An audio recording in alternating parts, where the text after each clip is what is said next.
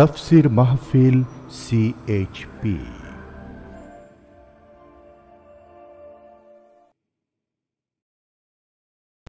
বিসমিল্লাহির রহমানির রহিম। তাফসীরুল কোরআন মাহফিল চট্টগ্রাম ২০০৪ ৫ দিনব্যাপী ঐতিহাসিক তাফসীরুল কোরআন মাহফিলের পঞ্চম দিনে এখন মূল্যবান বক্তব্য রাখছেন বিশ্ববরেণ্য মুফাসসিরে কোরআন আল্লামা দেলওয়ার হোসেন সাঈদী রাহিমাহুল্লাহ। শব্দধারণ মাহসিন সাউন্ড সিস্টেম, প্রযোজনায় CHP। শুধু তাফসীর মাহফিল CHP চ্যানেলে আল্লামা সাঈদীর মূল্যবান আলোচনা এখন দেখতে পাবেন। এবারে বিষয়ে ইসলামে মায়ের সম্মান ও মর্যাদা। তাফসীরুল কোরআন মাহফিল চট্টগ্রাম ২০০৪ পঞ্চম দিনের শেষ পর্ব। প্রিয় ভাই সব, আল্লাহ তাআলা এই নারী যখন বিবাহ হলো, আল্লাহ তাআলা তাকে অধিকার দিলেন, শিক্ষার অধিকার, লেখাপড়ার অধিকার, পড়ার অধিকার, সব অধিকার দিলেন। এরপরে দিলেন তাকে মা বানায় দিলেন। কদিন পরে কি হয়ে গেল? মা হয়ে গেল। সুবহানাল্লাহ। এখন কিন্তু ইজ্জত আরো বাড়লো। মা হওয়ার পর ইজ্জত কি হইল? আরো বেড়ে গেল। আল্লাহর নবীর কাছে প্রশ্ন করা হয়েছে। এক সাহাবী এসে বলছেন, সালা রাজুলুন ইয়া রাসূলুল্লাহ মান আহাক্কুন নাস বিহুসনি সাহাবাতি ক্বালা উম্মুক ক্বালা সুম্মা মান ক্বালা উম্মুক ক্বালা সুম্মা মান ক্বালা উম্মুক ক্বালা সুম্মা মান ক্বালা আবুক। সুবহানাল্লাহ। একজন এসে নবীজির কাছে প্রশ্ন করলেন, ইয়া রাসূলুল্লাহ, মানুষের ভিতরে আমি কার যত্ন করব, কার খেদমত করব, কার সাথে ভালো ব্যবহার করব, আমার কাছে সব থেকে ভালো ব্যবহার কে পেতে পারে? নবীজি বললেন, তোমার মা। সাহাবী প্রশ্ন করলেন, তারপরে কে? রাসূলুল্লাহ বললেন, তোমার মা। তারপরে কে? তোমার মা। তারপরে কে? তোমার পিতা। পিতার চাইতে মায়ের মর্যাদা আল্লাহ পাক কয় গুণ বাড়ালেন? সবাই বলেন কয় গুণ? ৩ গুণ আল্লাহ বাড়ায় দিলেন। আল্লাহ রাব্বুল আলামিন কোরআনের কারীমের ভিতরে বলেছেন, ওয়াকাদা রাব্বুকা আল্লা তা'বুদু ইল্লা ইয়াহু ওয়া বিল ওয়ালিদাইনি ইহসানা। তোমার রবের পক্ষ থেকে চূড়ান্ত ফয়সালা হয়েছে যে আল্লাহর ইবাদত করার পর মা বাপের ইহসান করবে। সুবহানাল্লাহ। আর আমার দেশের লোকেরা কি করে লক্ষ্য করতেছেন আপনারা? আল্লাহ বলেন কি আর বান্দারা করে কি? আল্লাহ বলছেন মা বাপের খেদমত করো। আমার ইবাদতের পরে আল্লাহর পরেই স্থান কার? চিল্লায় বলেন। আমাদের লোকেরা বোঝে না, না বুঝা চলে যায় ভালো কোনো খাবার, ভালো কোনো ফল কোনো হজরত, কোনো পীর সাহেবের দরবারে নিয়ে হাজির করলে, হ্যাঁ দেন, পীর সাহেবকে হাদিয়া দিবেন, দেন, কিন্তু আগে দিবেন মায়েরে। আপনার কাছে, সন্তানের কাছে সব থেকে বড় পীর হচ্ছে মা। বলেন সব থেকে বড় পীর কে? মা আর বাবা। মা আর এই দুজন হচ্ছে আপনার কাছে সব থেকে বড় পীর। পীর সাহেবের দোয়া কবুল হবে কি হবে না? আলেম সাহেবের দোয়া কবুল হবে কি হবে না? সন্দেহ আছে। 50-50। দোয়া কবুল হইলেও হইতে পারে, না হইলেও না হইতে পারে। কিন্তু মা বাপ যদি দোয়া করে, আল্লাহর দরবারে দোয়া মঞ্জুর হয়ে যায়। 100% দোয়া কবুল হয়ে যায়। সুবহানাল্লাহ বলে। প্রিয় ভাই সব, আল্লাহ রাব্বুল আলামিনের নবী বলেন, মা বাবা যখন দোয়া করে সন্তানের জন্যে, যখন দোয়া করে, বন্দুক দিয়া গুলি করলে সেই গুলি তার লক্ষ্য বস্তুর কাছে যেতে যত না দেরি হয়, মা বাপের দোয়া বা বদদোয়া আল্লাহর দরবারের থেকে দ্রুত গতিতে চলে যায়। মাকে খাওয়াও। বুড়া মা আছে না? বলেন আছে না? মা যখন বুড়া হয়ে যায়, বউয়ের কথা মতো সন্তান মায়ের সাথে খারাপ ব্যবহার করে, মুখ মলিন করে থাকে, কথা বলে না, আর মনে মনে বলে, প্রকাশ্য বলে, অনেকের সামনে বলে, বুড়ি মরে না কেন? নাউজুবিল্লাহ। বলেন নাউজুবিল্লাহ। তুমি কারে মরতে বলো? কারে মরতে বলো? তোমার মা, তোমার যখন অসুখ হয়েছে, যত্ন করেছি, বুকের সাথে আগলায় ধরেছে, সারা রাত শিয়রে বসে বসে, বিদ্যুৎ ছিল না ঘরে, কেরোসিনের ল্যাম্প জ্বালায়া, চেরাগ জ্বালায়া কোরআন শরীফ তেলাওয়াত করেছে। আর শেষ রাতি দুইখানা হাত রব্বুল আলামিনের দরবারে তুলে দিয়ে কেঁদেছে, রব্বুল আলামিন আমার বাঁচাধনকে আমার জীবনের বিনিময় আল্লাহ তুমি বাঁচাইয়া দাও। যে মা বললেন আমার জীবনের বিনিময় আমার ছেলে তুমি বাঁচাও, মেয়েরে বাঁচাও, সেই ছেলে বড় হইয়া বউয়ের পাগল হইয়া বলে বুড়ি মরে না কেন? নাউজুবিল্লাহ, নাউজুবিল্লাহ। মাকে সম্মান করুন, মাকে ভালোবাসুন। আল্লাহ রাব্বুল আলামিন বলেন ওয়াওয়াসাইনাল ইনসানা বিওয়ালিদাইহি ইহসানা হামালাতুহু উম্মুহু কুরহা ওয়া ওয়াদাআতুহু কুরহা ওয়া হামলুহু ওয়া ফিসালুহু 30 শাহরা। আমি সমগ্র মানব গোষ্ঠীকে উপদেশ দিচ্ছি, তোমরা তোমাদের ওসিয়ত করছি, তোমরা তোমাদের মা বাপকে সম্মান করো। তোমার মা তোমাকে গর্ভধারণ করেছে অত্যন্ত কষ্টের সাথে, ডেলিভারি করেছে অত্যন্ত কষ্টের সাথে, আর 30টা মাস বুকের দুধ দিয়ে তোমারে মানুষ করছে। সুবহানাল্লাহ, সুবহানাল্লাহ। প্রিয় ভাই সব, মা বাপ যদি হাত তোলে, চোখ দিয়া পানি পড়ে, দোয়া কবুল হয়ে যাবে। সুবহানাল্লাহ। এই যে হযরত বাইজিদ বুস্তামি রহমতুল্লাহ আলাইহের এই দরগায় আপনারা যান, হযরত বাইজিদ বুস্তামি যখন ছোট্ট ছিলেন, তার মা অসুস্থ, গভীর রাত্রে মা জেগে বলছে বাবা আমি তো পানির পিপাসায় শেষ হয়ে যাচ্ছি, একটু পানি পান করাও। বাচ্চা দেখলেন ঘরের মধ্যে পানি নাই, বাইরে কোথাও থেকে পানি জোগাড় করলেন, এসে দেখেন মা ঘুমায় গেছে। শীতের রাত, বাচ্চা দাঁড়ায় আছে পানি নিয়ে। ফজরের সময় মায়ের ঘুম ভেঙেছে, তাকিয়ে দেখে বাইজিদ দাঁড়ানো। বাইজিদ তুমি দাঁড়ানো কেন, কাঁপতেছো কেন? ছেলে বলছে মা আপনি পানি চাইছিলেন। তা পানি চাইছিলাম, তা কি হয়েছে? তা আমি তো ঘরে পানি পাইনি, দূরে গিয়ে পানি আনছি, আনি দেখে আপনি ঘুমাই গেছেন, আমারই উঠাও নাই কেন? আপনার ঘুমের ক্ষতি হবে। তা তুমি নিজে ঘুমাও নাই কেন? এই জন্য যে আপনি জায়গায় যদি আবার পানি চান আর সময় মতো না দিতে পারি, তাহলে তো আপনার কষ্ট হবে। সেই জন্য মা আমি দাঁড়ায় রয়েছি, আপনি পানি খাবেন, সেই পানি নিয়ে। বাইজিদের মা হযরত বাইজিদকে বিছানার উপরে আরাম করে শোয়াই দিয়া উযু করে নিজে নামাজ পড়লেন। নামাজ আদায় করে দুইখানা হাত আল্লাহর দরবারে তুলে ধরে বলেন রব্বুল আলামিন আমি বাইজিদের মা, আমার ছোট্ট বাইজিদ আমার জন্য যে কষ্ট করেছে আজ, তার এই কষ্ট দেখে আমার কলিজা ঠান্ডা হয়ে গেছে। আমি মা হয়ে আমার বাইজিদের জন্য দোয়া করি রব্বুল আলামিন আমার বাইজিদকে তুমি সুলতানুল আরিফিন বানায়া দাও। দোয়া মঞ্জুর হয়েছে না হয় নাই? সুবহানাল্লাহ। প্রিয় ভাই সব, এই জন্য মা বাপকে সম্মান করতে হবে, মহব্বত করতে হবে এবং তাদের জন্য দোয়া করতে হবে। দোয়াটা আল্লাহ শিখাই দিয়েছেন। এমনকি মা বাবার সামনে চোখ মোটা করে কথা বলবে না, চোখ মোটা করে মা বাবার সামনে কথা বলবে না। আল্লাহ ইচ্ছা করলে চোখ অন্ধ করে দিতে পারেন। পীরের সামনে যত গিয়ে মহব্বত করে ঘাড় কাট করে বসো, তোমার বড় পীর, তোমার মা, তোমার বাবা, তাদেরকে শ্রদ্ধা করো, সম্মান করো, কলজা দিয়ে মহব্বত করো। মা বাপকে একটা কথা বিশ্বাস করুন, মনে রাখেন, মা বাপকে যে যত বেশি সম্মান করবে, মহব্বত করবে, মর্যাদা দেবে, তার জীবনে সম্মানের আর রুজির কোনো অভাব হবে না, হবে না, হবে না। আল্লাহ তাআলা বাড়ায় দেবেন। সুবহানাল্লাহ। আল্লাহ দোয়া শিখাই দিচ্ছেন বান্দারে, মা বাবার সামনে শক্ত করে কথা কইস না, ওয়াকুল লাহুমা কাওলান কারীমা, মা বাবার সাথে সম্মান সূচক কথা বলো আর আমার কাছে দোয়া করো। কি বলে? আল্লাহ রাব্বুল আলামিন দোয়া শিখাই দিচ্ছেন, রব্বিরহামহুমা কামা রাব্বায়ানি সাগীরা। সবাই পড়েন রব্বিরহামহুমা কামা রাব্বায়ানি সাগীরা। আবার পড়েন রব্বিরহামহুমা কামা রাব্বায়ানি সাগীরা।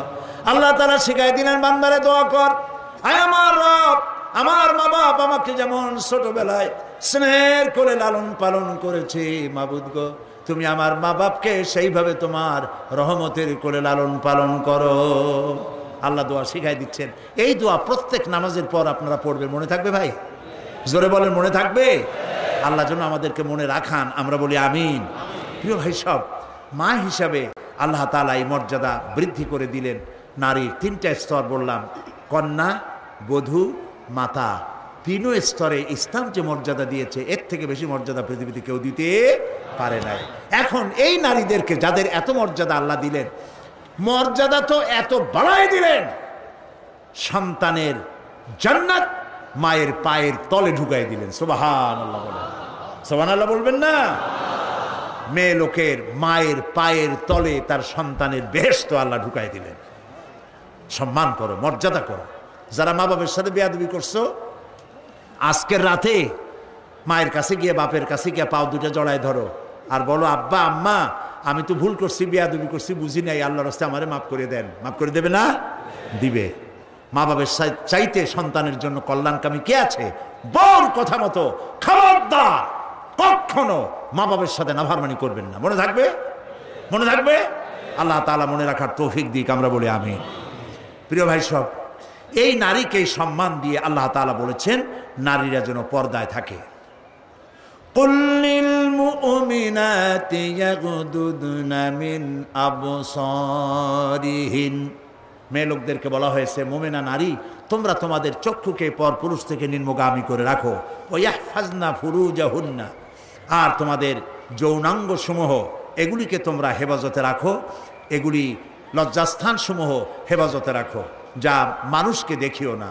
ওয়াকারনা ফি বুয়ুতিকুন্না ওয়ালা তাবাররাজনা তাবাররুজাল জাহিলিয়াতিল উলা, আর তোমরা তোমাদের ঘরের মধ্যে থাকো ওই জাহিলিয়াতের যুগে যে ধরনের সাজসজ্জা করে রাস্তায় বেরোতো, ঠাট ঠামক করতো, রূপচর্চা করতো মানুষের সামনে, পরপুরুষের সামনে, জাহিলি যুগের মতো তোমরা বেরিয়েও না। কে বলতেছেন? আল্লাহ বলতেছেন, আল্লাহ পাক বলছেন ওয়াকারনা ফি বুয়ুতিকুন্না, ঘরের মধ্যে থাকো। এই ঘরের মধ্যে থাকার অর্থ কিন্তু এই নয় যে ঘরের মধ্যে পড়ে থাকো, লেখাপড়া করো না, চাকরি বাকরি করো না, এটা কিন্তু নয়। বরং নবী করিম সাল্লাল্লাহু আলাইহি সাল্লামের যুগে মহিলা সাহাবীরা ব্যবসা করেছেন। কেউ আতরের ব্যবসা করেছেন, কেউ ফলের ব্যবসা করেছেন, কেউ খেজুরের ব্যবসা করেছেন, এবং এই মহিলারা নার্সের দায়িত্ব পালন করেছেন। যুদ্ধাহত সৈন্যদেরকে নার্সিং করেছেন, যুদ্ধের ময়দানেও তারা কাজ করেছেন। কাজী ঘরের মধ্যে থাকো, তার অর্থ হলো ঘরের মধ্যে যে পরিবেশটা থাকে পর্দার পরিবেশ, যখন বাইরে যাবে তখনও এই পর্দার পরিবেশটা নিয়ে যাবে।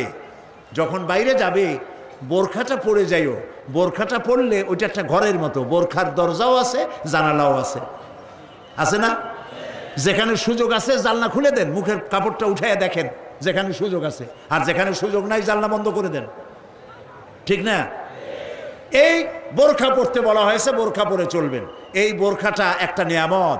বাংলাদেশ নিয়ে কথা বলি, এই বাংলাদেশে আজ পর্যন্ত যত নারীর মুখে অ্যাসিড পড়েছে, একটা দৃষ্টান্ত চাই। আপনারা বলেন আমাকে যে বোরখা পরা একটা মেয়ে লোকের মুখে অ্যাসিড পড়েছে, প্রমাণ দেন।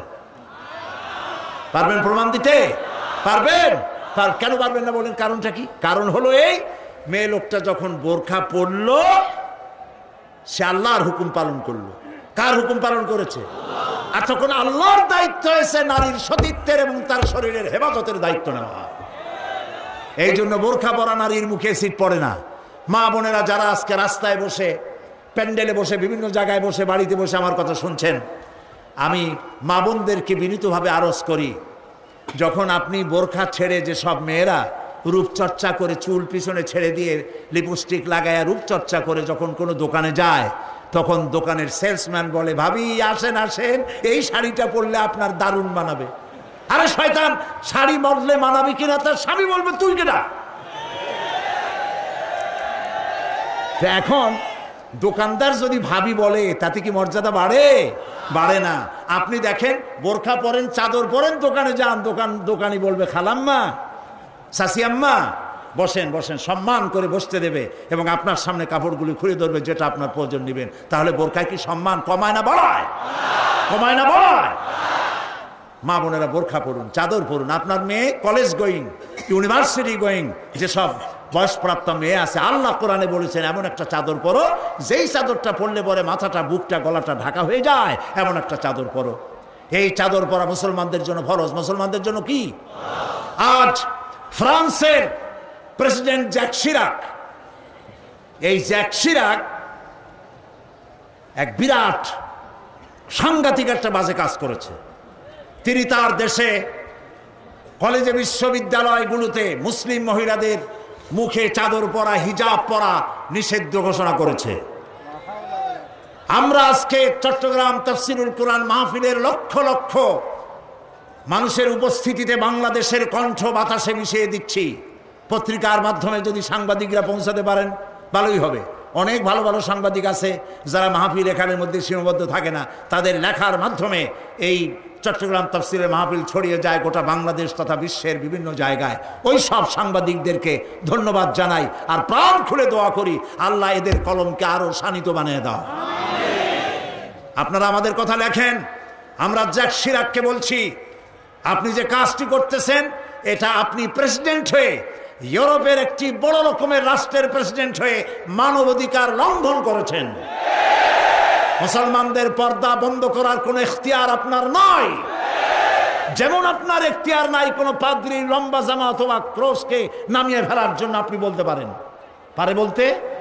রবিবার দিন গির্জায় যেতে বন্ধ করতে পারেন? রবিবার দিন গির্জায় যাওয়া যেমন তার ধর্মীয় কাজ, গলার ভিতরে ক্রস লাগানো যেমন তার ধর্মীয় কাজ, আমার মুসলমান মেয়েদের পর্দা করা, হিজাব করা তেমন আল্লাহর নির্দেশিত কাজ। আমরা গোটা বাংলাদেশের পক্ষ থেকে, এই মাহফিলের পক্ষ থেকে জ্যাক শিরাককে নিন্দা জানাই এই কাজের জন্য। আমরা আহ্বান জানাবো, পৃথিবীর মধ্যে কোন রাষ্ট্র যা করে নাই, আপনি সেই খারাপ দৃষ্টান্ত করে আপনার কপালকে খারাপ করবেন না। প্রিয় ভাই সব, নারীর জন্য আল্লাহ পর্দা করেছেন, আর এই পর্দা হলো তাদের জন্য নিয়ামত। সেই নিয়ামত তারা ধারণ করবেন, আল্লাহ তাআলা তাহলে সন্তানগুলো ভালো বানাই দিবেন। কোন আলহামদুলিল্লাহ, বলেন আলহামদুলিল্লাহ। আচ্ছা বলেন, মৃগনাভি কস্তুরী ছাগলের পেটে হয় না হরিণের পেটে হয়? হরিণের পেটে হয়। হরিণ থাকে কোথায়? গাছের মধ্যে, পর্দার আড়ালে। ছাগল থাকে কোথায়? মাঠে ঘাটে, পথে ঘাটে, যেখানে সেখানে। কাজে ছাগলের মৃগনাভি তো ভালো, দড়ি ধরলেও গোসল ওয়াজিব হয়ে যায়, দুর্গন্ধের ঠেলা। আর জঙ্গলের ভিতরে হরিণ থাকে, মৃগনাভি কস্তুরী আল্লাহ দান করেন, যার সুগন্ধ এখানে নাড়া দিলে সারা মাহফিল বিমোহিত হয়ে যাবে। আল্লাহ নিয়ামত পর্দায় থাকে। নারীদেরকে আল্লাহ পর্দায় থাকতে বলেছেন। এই পর্দায় থাকলে পরে কস্তুরী সম সন্তান আল্লাহ দান করবেন। আর যদি পর্দায় না থাকেন, যে সন্তান হবে হবে মিস্টার বল্টু বাবু, মন্টু মিয়া। ভয়ের চোটে মানুষ অস্থির, তার চোখ গর্তের ভিতরে কি খাইছে, চোখ গেছে গর্তের মধ্যে। 2 কেজি চাউল বাবা যায় 2 চোখে, চুল মাথা দিয়ে ঝুলানো। প্যান্ট পরছে, সে প্যান্ট পরা অবস্থায় সেলাই করছে না কেমনে করছে আল্লাহ জানে। জুতার মধ্যে এত বড় বড় লোহা বটন লাগানো, গলায় এত বড় মোটা চেইন। জাহান্নামের আগেই সালাসিলা ওয়া আগলালাম ওয়া সাইরা, জাহান্নামের শিকল আগেই পড়ছে গলায়। রাস্তায় মানুষে দেখে আর বাপ বাপ করে পলাইতে থাকে, বলতে থাকে আল্লাহ এই শয়তানের গজব দাও, এই শয়তানের যে মায় পেটে রাখছে তার কলেরা দাও, আর বাপের বসন্ত দাও। আর ছেলে যদি ভালো হয়, মানুষই দোয়া করে, আরে এই ছেলেটা এত ভালো, আল্লাহ এই ছেলেটির প্রতি রহম করো, এই ছেলের যে মায় পেটে রাখছে সে মায়ের রহম করো, ওর বাপের রহম করো। সুবহানাল্লাহ। নেক সন্তান পাওয়ার জন্য পর্দায় থাকা আপনার জন্য জরুরি। মা বোনেরা পর্দায় থাকুন এবং নিজের সৌন্দর্য পরপুরুষকে দেখাবেন না। আপনার সৌন্দর্য আপনার পিতার জন্য নয়, ভাইয়ের জন্য নয়, ছেলের জন্য নয়, কারোর জন্য নয়, শুধুমাত্র একমাত্র কেবলমাত্র স্বামীর জন্য। এই সুন্দরী প্রতিযোগিতার কথা সেদিন বলেছি। বাংলাদেশে বিভিন্ন সাবান কোম্পানির পক্ষ থেকে সুন্দরী প্রতিযোগিতা, ফটোজেনিক কি ফটো সুন্দরী, মিস ফটো সুন্দরী জেনিক না কি একটা কপালের ছাড়া, জি এগুলি করতেছে, এগুলি তারা করতেছে, বিভিন্ন জেলা শহরে করতেছে। প্রিয় ভাই সব, আমি সেদিন বলেছি, আজকে লক্ষ লক্ষ লোক, সকলকে বলি, মিস বাংলাদেশ অথবা ফটোজেনিক সুন্দরী প্রতিযোগিতা যেখানে হবে সেখানেই বাধা দিবেন। ফটোজেনিক সুন্দরী প্রতিযোগিতা বাংলাদেশের মাটিতে হতে দেওয়া হবে না।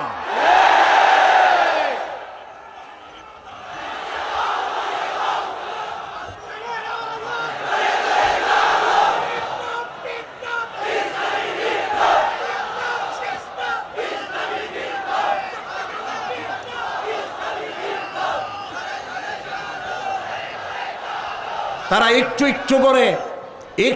একটু করে আগাচ্ছে, আমরা সহ্য করি, কদ্দূর দেখাচ্ছে। আপনারা যদি কথা না বলেন তাহলে এরপরে মিস বাংলাদেশ শুরু হবে। মিস বাংলাদেশ এখনো করতে পারে নাই, সাহস পায় নাই, এখন ছোট্ট ছোট্ট করে করতেছে। এরপরে মিস বাংলাদেশ করবে। নির্লজ্জ যারা নারীর সৌন্দর্য প্রতিযোগিতা যারা করে, যারা বিচারক, নারীর সৌন্দর্যের, শরীরের অঙ্গ প্রত্যঙ্গের মাপ নিয়ে সৌন্দর্যের বিচার যারা করে, শয়তানের চাইতেও নিকৃষ্ট তারা। লম্পট, লুচ্ছা। আমাদের দেশকে কোনো অবস্থাতেই আমরা অশ্লীলতার পথে ধাবিত হতে দিতে পারি না। আমি সেদিনও বলেছি, এই রোগ তাড়াতে গিয়ে যুবকদেরকে জেনার দিকে আকৃষ্ট করা হচ্ছে। একটা সাইনবোর্ড লাগাইছে, যৌন রোগে টেনশন নাই, কি জানি লইলে, হ্যাঁ, নাউজুবিল্লাহ বলেন। এটা কেমন কথা? আপনি লিখবেন এইডস রোগ হচ্ছে মরণ ব্যাধি, ধর্মীয় অনুশাসন মানলে পরে এইডস রোগ থেকে বাঁচা যায়। এটা দেখুন, যে লিখেছেন, যে ব্যক্তি লিখেছে এই স্লোগান, যার মাথায় আসছে সে নিশ্চয়ই চরিত্রবান না লম্পট। লিখেছে এই যৌন রোগে, বলেন না কি মুখস্থ, যৌন রোগে রেহাই নাই, কন্ডম লইলে টেনশন নাই। তার মানে কন্ডম নিয়ে জেনা করো, নাউজুবিল্লাহ বলে। আমি সব জায়গায় বলে এসেছি, চট্টগ্রামের পুলিশ কমিশনার, চট্টগ্রামের ডিসি, আপনারা এই সাইনবোর্ড ভাঙেন। আপনারা যদি এই সাইনবোর্ড না ভাঙেন, আমি জনগণকে বলবো, জনগণ এই এইডসের সাইনবোর্ডকে ভেঙে গুড়িয়ে দাও।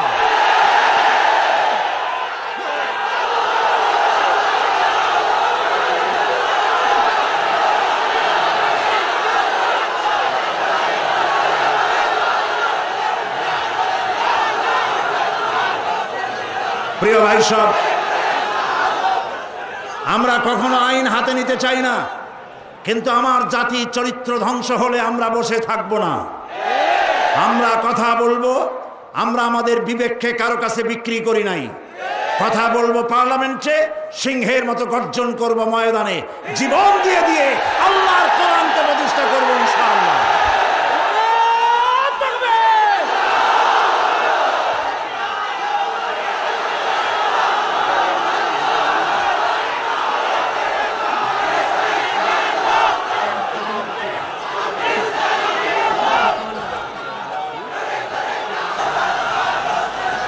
প্রিয় ভাই সব, আমরা কখনো আইন হাতে নিতে চাই না, কিন্তু আমার জাতি চরিত্র ধ্বংস হলে আমরা বসে থাকবো না।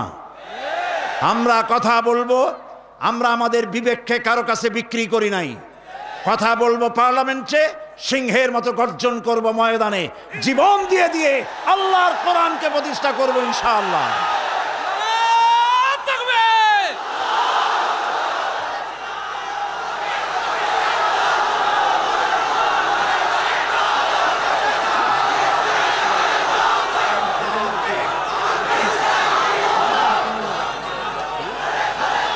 প্রিয় ভাই সব, বসুন। সুতরাং নারীকে পর্দায় থাকতে হবে এবং এই পর্দার আচরণ করতে হবে।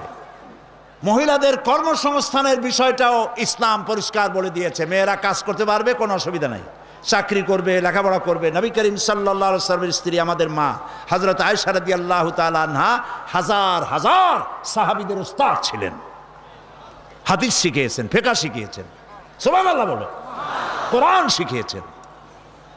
যুদ্ধের ময়দানে প্রধান সেনাপতিত্বের দায়িত্ব পালন করেছেন পর্দার ভেতরে থেকেই। সুতরাং আমাদের মাতৃজাতি, আমাদের নারী সমাজ লেখাপড়া করতে পারবেন, চাকরি করতে পারবেন, সব পারবেন। তবে একটি কাজ হলে তাদের চাকরিগুলি নিরাপদ হয়। সে কাজ হচ্ছে দেশের সবগুলি, আমি প্রস্তাব করেছিলাম, প্রস্তাবটা এখনো গৃহীত হয়নি। আমি বলেছি মহিলাদের জন্য আলাদা মেডিকেল কলেজ করার জন্য, কারণ মহিলা মেডিকেল কলেজ হলে পরে আমাদের দেশে যত পুরুষ ডাক্তার আছে সেই পরিমাণ মহিলা ডাক্তার নাই। মহিলাদের এমন অনেক রোগ হয় যা স্বামীর কাছে বলতেও তারা লজ্জা করে। ডাক্তার তো ভালো, এই জন্য মহিলা ডাক্তার বেশি প্রয়োজন। আর এজন্য বহু মেধা শক্তি সম্পন্ন মেয়েরা কোএডুকেশন বলে মেডিকেল কলেজগুলিতে ভর্তি হতে চায় না। মহিলা মেডিকেল কলেজ হলে তারা স্বাচ্ছন্দ্য ফিল করে।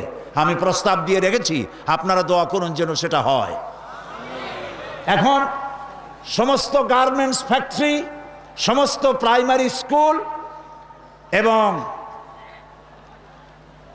হসপিটালের মহিলা হসপিটাল, মহিলা ক্লিনিক ইত্যাদি এগুলি যদি মহিলাদের দায়িত্বে দিয়ে দেওয়া হয় তাহলে মহিলারা নিরাপদে চাকরি করতে পারেন। বিশেষ করে সমস্ত প্রাইমারি স্কুলগুলি পুরুষ মাস্টারদেরকে অন্যত্র কাজ দিয়া সমস্ত প্রাইমারি স্কুলগুলি যদি মহিলাদের হাতে ছেড়ে দেওয়া হয়, মহিলা শিক্ষয়িত্রীদের কাছে, তাহলে ছেলেরাও মায়ের মতো আদর পায়া শিখবে আর মায়েরাও নিরাপদে সতীত্ব সম্ভ্রম বজায় রেখে তারা চাকরি করতে পারবে।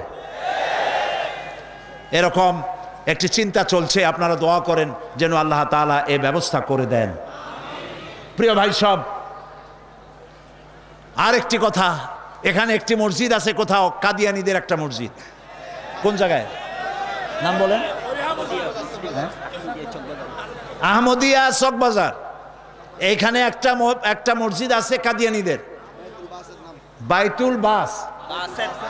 বাইতুল বাসেত মসজিদটার নাম। মুসলমানেরা জানে না বলে সেখানে নামাজ পড়তে যায়। মনে রাখবেন, কাদিয়ানীরা যে মসজিদ বানায় ওইটা মসজিদ না, এটা উপাসনালয়। কাদিয়ানীদের মসজিদে মুসলমানদের নামাজ হবে না, হবে না, হবে না। কারণ গোলাম মোহাম্মদ কাদিয়ানী কাফের, আর তাকে যারা নবী মানে তারাও কাফের।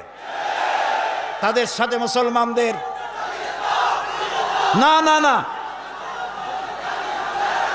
থামেন, এই যে বসেন। আমি কিন্তু এই গরম স্লোগান পছন্দ করি না। কি জ্বালায় পোড়াই দেবেন আপনি? জ্বালানো পোড়ানোর মধ্যে আমরা নাই। আমরা আছি, হক কথা বলি। তাদের অধিকার আছে দেশে থাকার, যেমন হিন্দু, খ্রিস্টান, বৌদ্ধ সকল জাতি যেমন এখানে সাম্প্রদায়িক সম্প্রীতি নিয়ে আছে, কাদিয়ানীরাও সেভাবে থাকবে। তবে তারা থাকবে অমুসলিম হিসাবে, মুসলমান হিসাবে অবশ্যই নয়। তাদের উপাসনার গায়ে কেউ হাত দেবে না, মনে থাকবে এই কথা। আমাদেরকে কোরআনে নিষেধ করা হয়েছে কারো মন্দির ভাঙবে না, কারো গুরুদুয়ারা, কারো গির্জা, কারো চার্চ, কারো প্যাগোডায় হাত দিবে না, ভাঙবে না, এবং কারো দেবতাকে গালি দিবে না, আমার আল্লাহ বলেছেন। মনে থাকবে এই কথা। সুতরাং তাদের উপাসনালয় হাত দেওয়া যাবে না। যেমনি বানাইছে তেমনি থাকুক, তারা নামাজ পড়বে। আমি আমার জনগণকে সতর্ক করছি, ওদের মসজিদ নয়, উপাসনালয়। ওটাকে মসজিদ বলা জায়েজ নাই, এটা উপাসনালয়। কোন মুসলমানের নামাজ এখানে হবে না, মনে থাকবে। মাথা গরম করবেন না কখনো। ইসলাম এই মাথা গরমে পছন্দ করে না।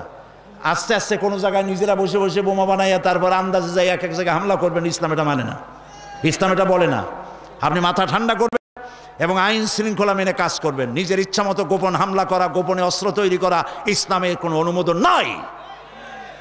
এই জন্য আজকেও বলি, বাংলাদেশে হরকতুল জিহাদ, জামাতুল মুজাহিদিন সাহায্য করেন, আর কি হিজবুত তাওহীদ, হিজবুত তাহরীর, জুমরাতুল মাসাকিন, এই জাতীয় যতগুলি নতুন নতুন সংগঠন হয়েছে, এদেশের মুসলমানদের সাথে কোনো সম্পর্ক নাই। এগুলারে যেখানে পাবেন সেখান থেকে ধরে পুলিশে ধরিয়ে দিবেন।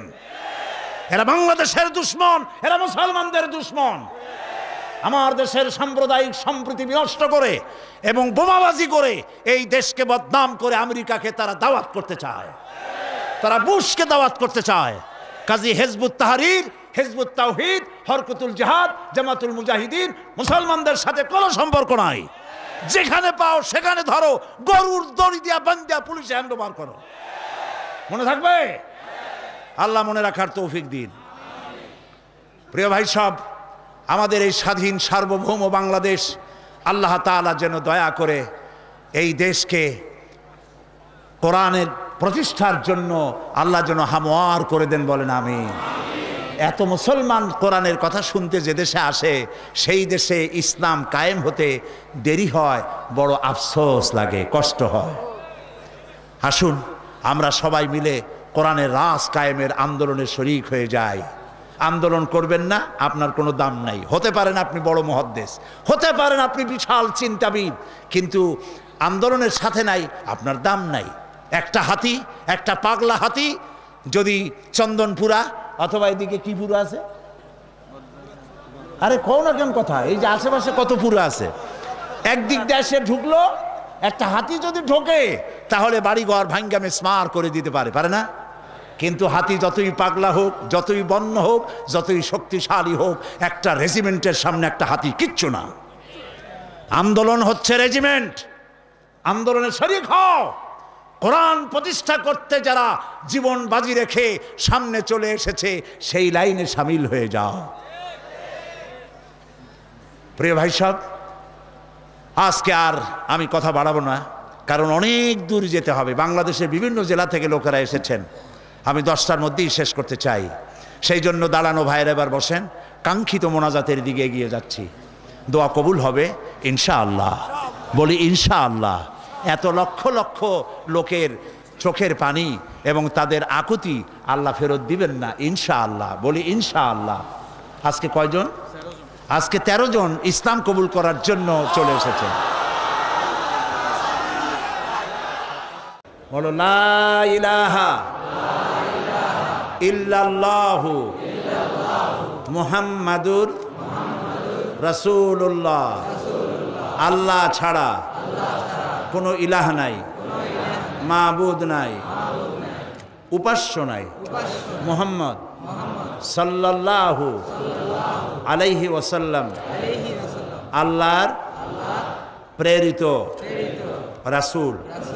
আশহাদু আন লা ইলাহা, একটু জোরে বলো, লা ইলাহা ইল্লাল্লাহু ওয়াহদাহু লা শারীকা লাহু ওয়া আশহাদু আন্না মুহাম্মাদান আবদুহু ওয়া রাসূলুহু।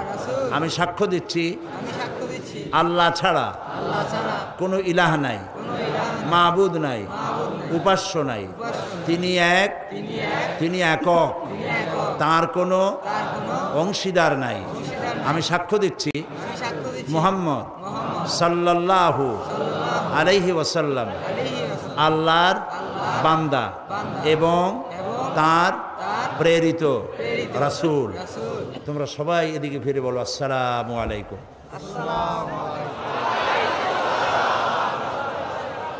এরা এই তরুণ যুবক 13 ভাই ছিল মুশরিক, হয়ে গেল আমাদের তাওহীদবাদী ভাই। আমাদের কি হইল? সবাই বলেন আলহামদুলিল্লাহ। মহিলারা ভেতরে কালেমা উচ্চারণ করেছেন, আর আমি এই বিশাল লক্ষ লক্ষ জনতার পক্ষ থেকে এই 13 মর্দ মোমেন যারা এখন আমাদের তাওহীদবাদী ইসলামী ভাই, আমি তাদেরকে বুকে আলিঙ্গন করে নিচ্ছি।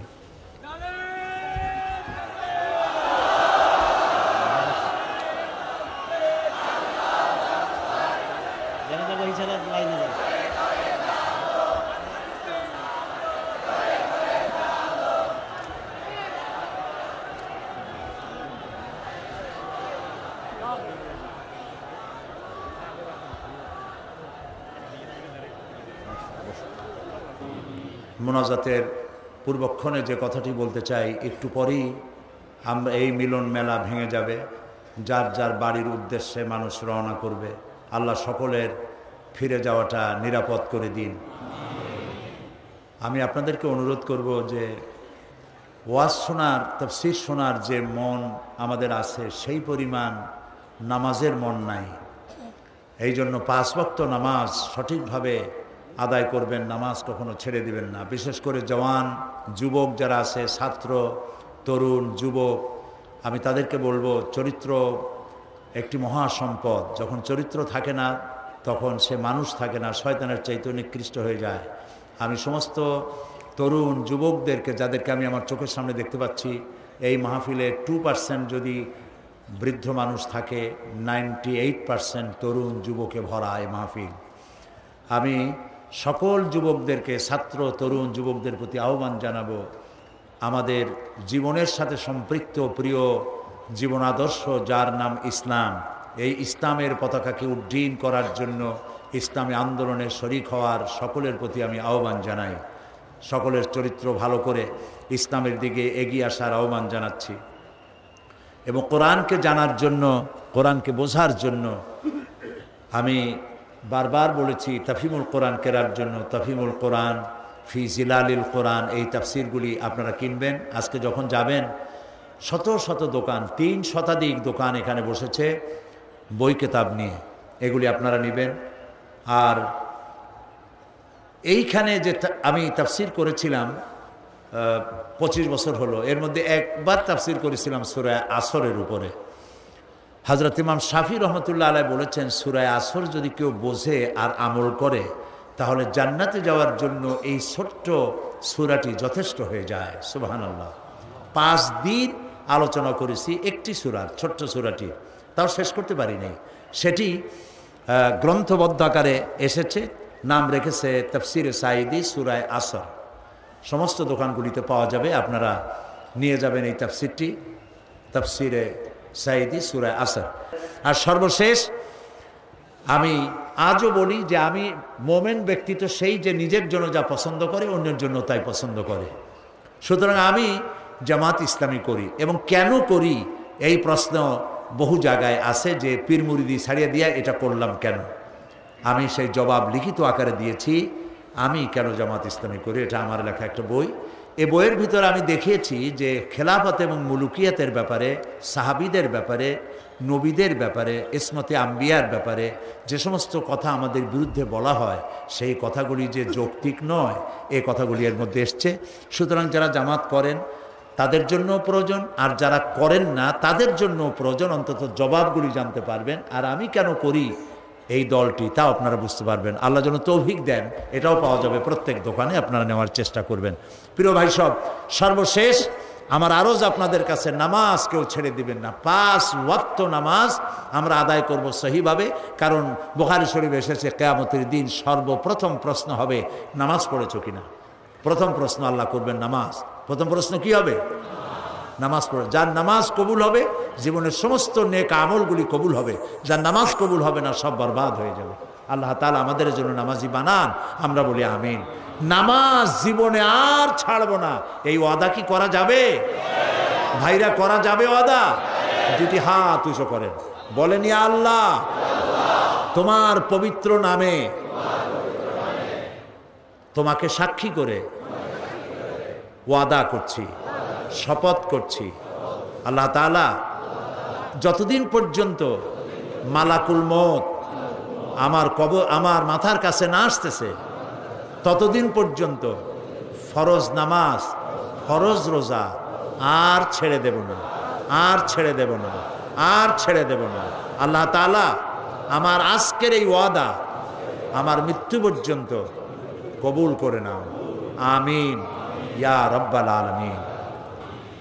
আমরা আল্লাহ তাআলাকে একটু স্মরণ করে নেই, আমার সাথে আপনারা পড়েন সুবহানাল্লাহ, আলহামদুলিল্লাহ, লা ইলাহা ইল্লাল্লাহ, সুবহানাল্লাহ, আলহামদুলিল্লাহ, লা ইলাহা ইল্লাল্লাহ, সুবহানাল্লাহ, আলহামদুলিল্লাহ, লা ইলাহা ইল্লাল্লাহ, সুবহানাল্লাহ, আলহামদুলিল্লাহ, লা ইলাহা ইল্লাল্লাহ, সুবহানাল্লাহ, আলহামদুলিল্লাহ, লা ইলাহা ইল্লাল্লাহ।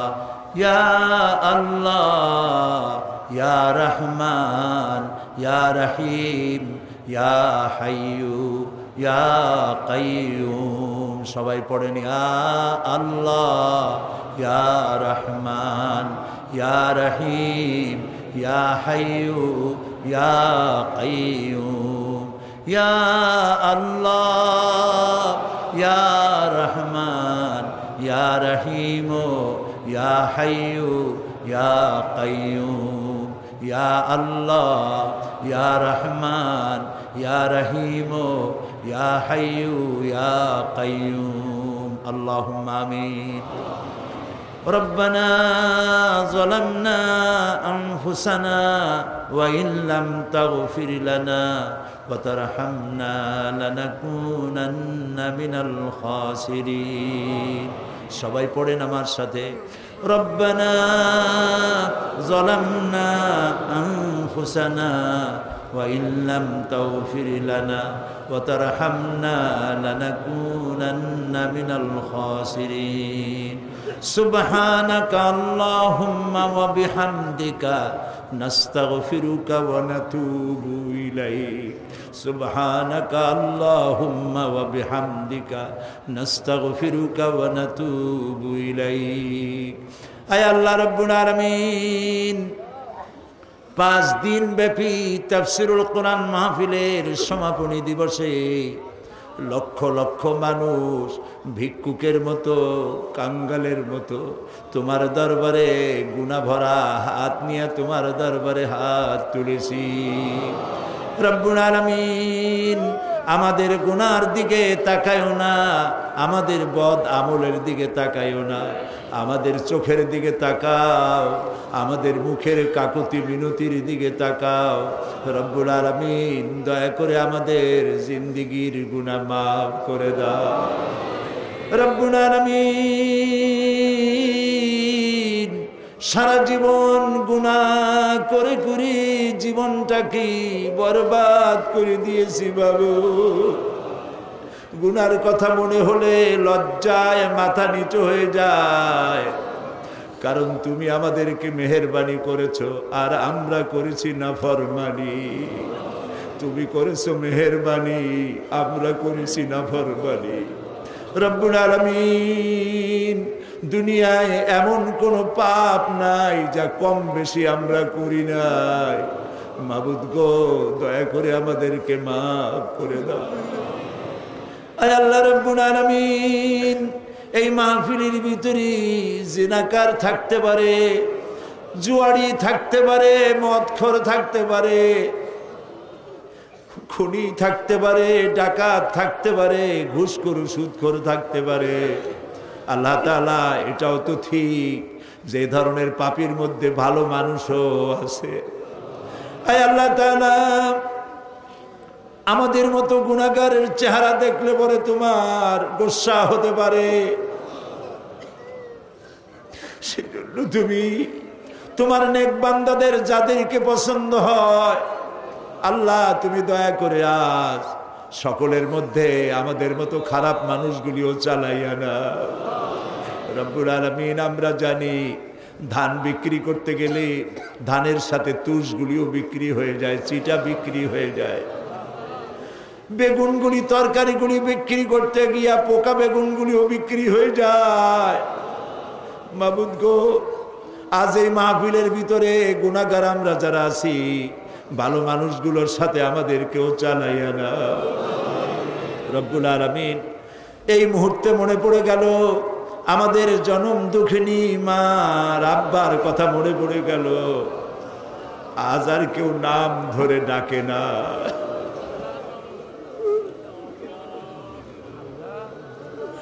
বাপজান যারা মারা গেল বাবু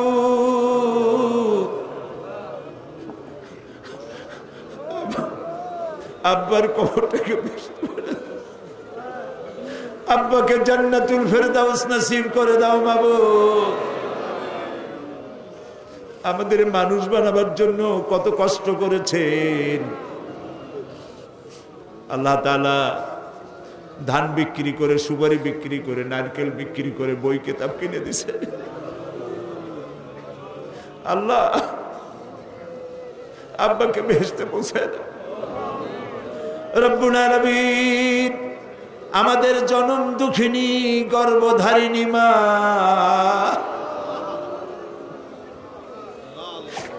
একটা অক্ষর মা সারা দুনিয়ার মধু ঢুকাই দিছো মাবুদ তুমি। রব্বুল আলামিন, মা যারা হারাইছে আল্লাহ মায়ের কবরটাকে জান্নাত বানাইয়া দাও। আল্লাহ গো, মা আমাদের যাদের বেঁচে আছে সুস্থ রাখো, ভালো রাখো, খেদমত করার তৌফিক দাও। আল্লাহ, কোরআন হাদিসে যা পড়ছি সেই অনুপাতে মা বাবার খেদমত করতে পারি নাই, মাফ করে দিও আমাদেরকে বাবু। আল্লাহ, আমাদের মা বাবা যাদের বেঁচে আছে পরনির্ভর যেন হয় না, সুস্থ থাকতে ইমানের সাথে নিয়ে নিও বাবু।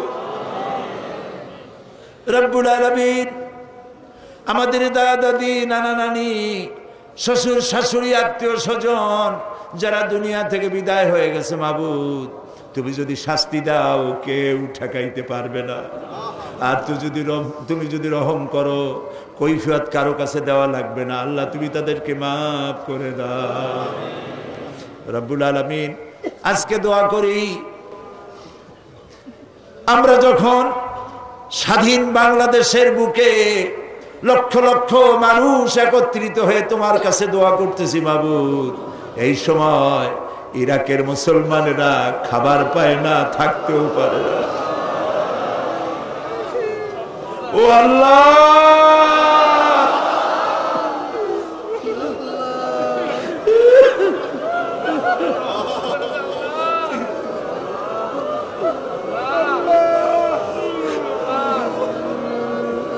ইরাকের আল্লাহ, ইরাকের পাকদামান মেয়ে লোকদের গায়ে হাত দিতেছে কাফের সৈন্যরা।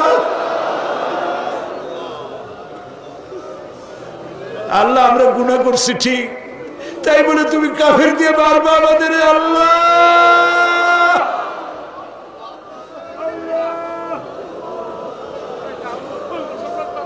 আল্লাহ, আল্লাহ, ইরাকের মুসলমানদেরকে স্বাধীনতা ফিরায় দাও।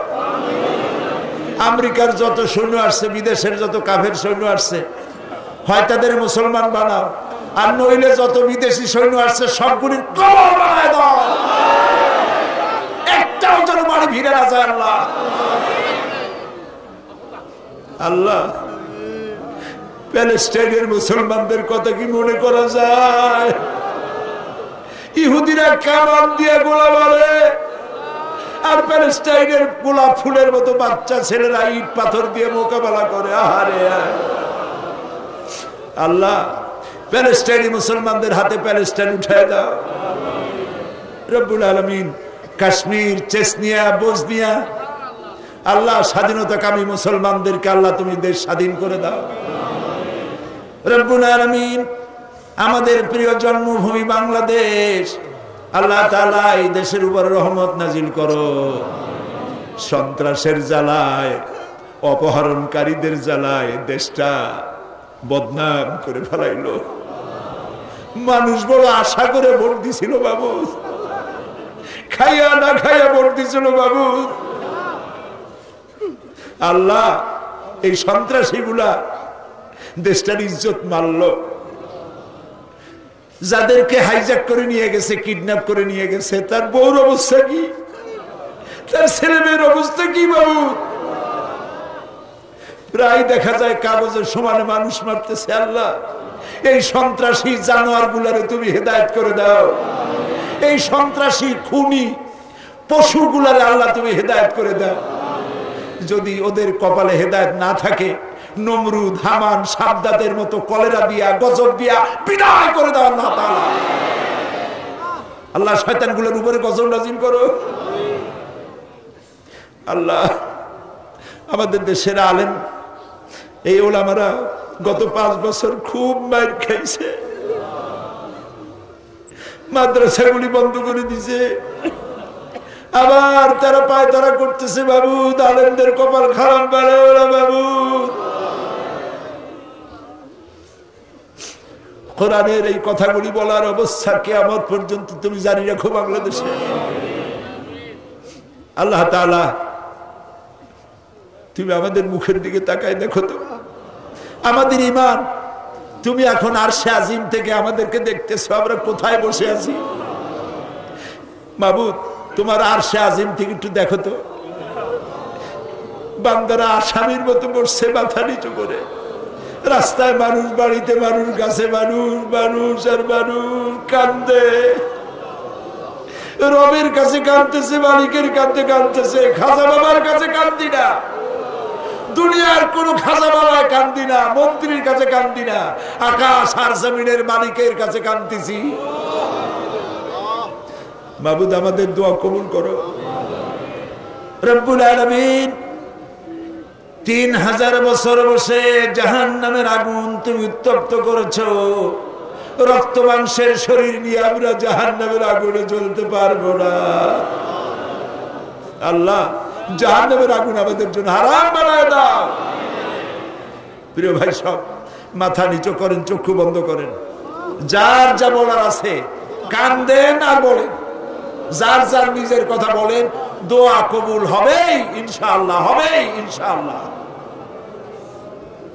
যার যার কথা নিজেরা বলেন আল্লাহর কাছে।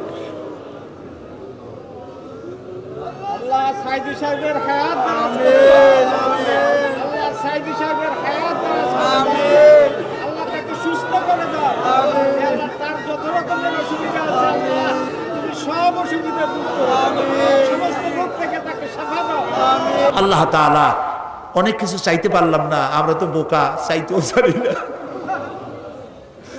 আল্লাহ, তোমার নবীরা যা যা চাইছেন তোমার কাছে আমাদের সেইগুলো দিয়ে দাও।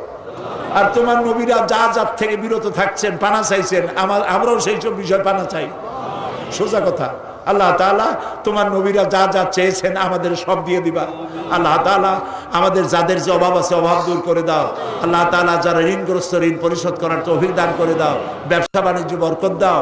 আল্লাহ, আমার এই দেশটা খুব গরিব দেশ বাবু। আল্লাহ তাআলা, এই গরিব দেশটির সমস্ত নদী, খাল, বিল, সমুদ্র ভরা মাছ দাও, জমিন ভরা ফসল দাও, গাছ ভরা ফল দাও, মানুষের কলিজা ভরা ঈমান দাও। আল্লাহ তাআলা, ঈমান দিয়ে আমাদের কলিজা ভরে দাও। আল্লাহ, আমাদের যুবক সম্পদ, যুবকরা আমাদের সম্পদ, ছাত্র যুবক সকলকে দিনদার, ঈমানদার, পরেজগার বানায় দাও। আল্লাহ, বাংলাদেশটাকে যারা শয়তান বানাতে চায়, বাংলাদেশটাকে যারা খারাপ বানাইতে চায়, ধর্মনিরপেক্ষ বানাইতে চায়, তাদের হাত থেকে বাংলাদেশ আল্লাহ তুমি রক্ষা করো। আল্লাহ, তোমার এই কোরআন, এই কোরআনের আইন আমরা দেখতে চাই। আমাদের জীবনের বিনিময়ে, রক্তের বিনিময়ে বাংলাদেশের কোরআনের আইন আল্লাহ তুমি দয়া করে চালু করে দাও। প্রিয় ভাই সব, আরেকটা দোয়া চাইয়া শেষ করি। আমি আপনাদের এক নগণ্য গোলাম। হয়তো একদিন শোনা যাবে সাইদি নাই। আমি তো দীর্ঘদিনের জন্য আসি নাই, একদিন আমাকে যেতেই হবে। আমি দোয়া করি এই মাহফিল যেন কিয়ামত পর্যন্ত থাকে। আর যেদিন আপনাদের কানে এই ধরনের শব্দ আসবে যে সাইদি নাই, আপনারা শুধু আমার জন্য আল্লাহর কাছে দোয়া করবেন। আল্লাহর জন্য কিয়ামতে শুধু যদি বলেন আমাকে তোরে মাফ করে দিলাম, এর থেকে আমি কিচ্ছু চাই না। আর একটা দোয়া চাই। আমার বিরুদ্ধে একটা মিথ্যা মামলা দায়ের আছে সুপ্রিম কোর্টে। আজকে সকল সুপ্রিম কোর্টের সুপ্রিম কোর্ট, সকল বিচারপতির, মহাবিচারপতির কাছে হাত তুলেছে। মাবুদ, একটা মুশরিকের সামনে তোমার গোলামকে আল্লাহ লজ্জিত করো না বাবু।